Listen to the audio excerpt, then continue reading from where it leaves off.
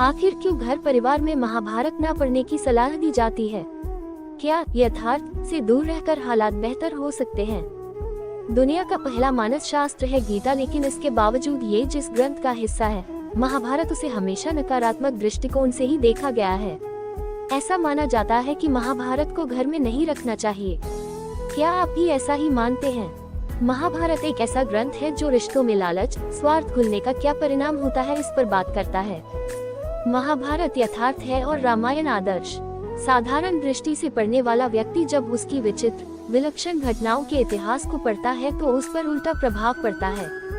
रामायण और महाभारत ये दोनों ही हिंदू धर्म के सबसे महत्वपूर्ण और बेहद पवित्र ग्रंथ माने गए हैं। जहाँ एक तरफ रामायण रिश्तों को किस तरह पिरोकर रखना है, एक मर्यादित और संयमित जीवन कैसे जीना है, समाज और परिवार में रहते हुए अपने कर्तव्य किस तरह निभाने हैं, इस पर निर्देश देती है।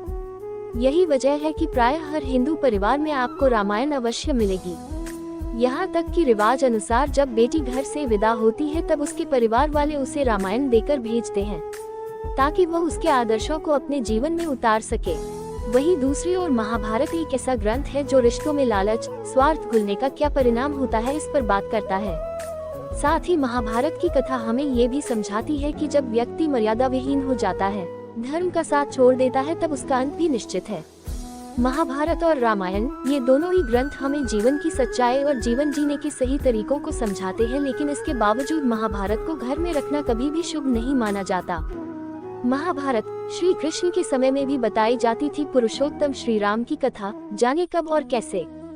जब सहदेव भविष्य देख सकता था तो उसे कर्ण के भाई होने की बात पता कैसे नहीं चली? कौन था सहस्त्रानन और रावण के वध के बाद भगवान राम को उससे क्यों करना पड़ा युद्ध?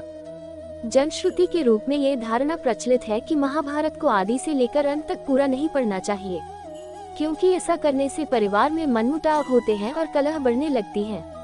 शायद इसी कारण बहुत से लोग महाभारत का अध्ययन करने से अपने परिवार के सदस्यों को रोकते हैं।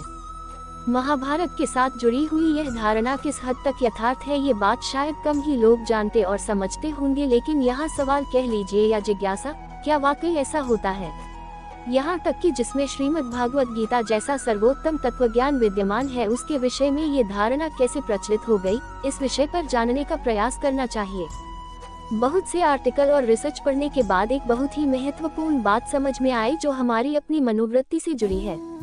आप खुद देखेंगे कि अच्छे और ज्ञानवर्धक बातों की बजाय आपको या किसी को भी गॉसिप और नकारात्मक घटनाएं ज्यादा आकर्षित करती हैं। अच्छाई से ज्यादा आपको बुराई आकर्षित करती है।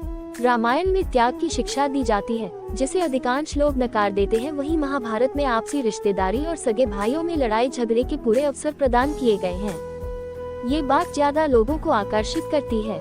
महाभारत यथार्थ है और रामायण आदर्श शब्द का अर्थ है जैसा है, और आदर्श का तात्पर्य है जैसा होना चाहिए। महाभारत को व्यक्ति यदि सावधानी से नहीं पढ़ेगा तो उसके मन पर ऐसा भी प्रभाव पड़ सकता है जो नहीं पढ़ना चाहिए। व्यक्ति अगर उन पात्रों के चरित्र का वर्णन पढ़कर यह अर्थ ग्रहण कर ले कि जब इतने बड़े बड़े पात्रों से भूल हुई, उनमें लालच था, तो अगर मुझमें भी ये लालच है तो कुछ गलत नहीं है। अगर हम एक उदाहरण के जरिए इसे समझना चाहे तो जैसे शरीर के भीतर विद्यमान रोग को जानने के पश्चात अगर व्यक्ति अस्पताल में जब ये देखे कि यहाँ पर इस रोग से पीड़ित अनेक व्यक्ति है, तो क्या ये जानकर प्रसन्न हो जाते हैं कि जब ये रोग अन्य लोगों को भी है तो फिर अगर हमें भी है तो कोई चिंता की बात नहीं है। शरीर के संदर्भ में कोई उस समय यह अर्थ नहीं लेता कि यह रोग दूर कैसे होगा। साधारण दृष्टि से पढ़ने वाला व्यक्ति जब उसकी विचित्र, विलक्षण घटनाओं के इतिहास को पढ़ता है तो उस पर उल्टा प्रभाव पड़ता है। उसका कारण यह है कि व्यक्ति का शरीर तथा मन के संदर्भ में सर्वथा उल्टा स्वभाव है। मन के रोग के संदर्भ में व्यक्ति को ये जानकर जल्दी संतोष होता है कि हम अकेले नहीं हैं, हमारे साथ सबके सब रोगी हैं। शायद यही वजह है कि हमेशा रामायण पढ़ने और महाभारत को ना पढ़ने की सलाह दी जाती है। अगर आपको मेरी यह कहानी अच्छी लगी हो तो प्लीज मेरे चैनल को सब्सक्राइब, लाइक और शेयर कर देना और बेल आइकन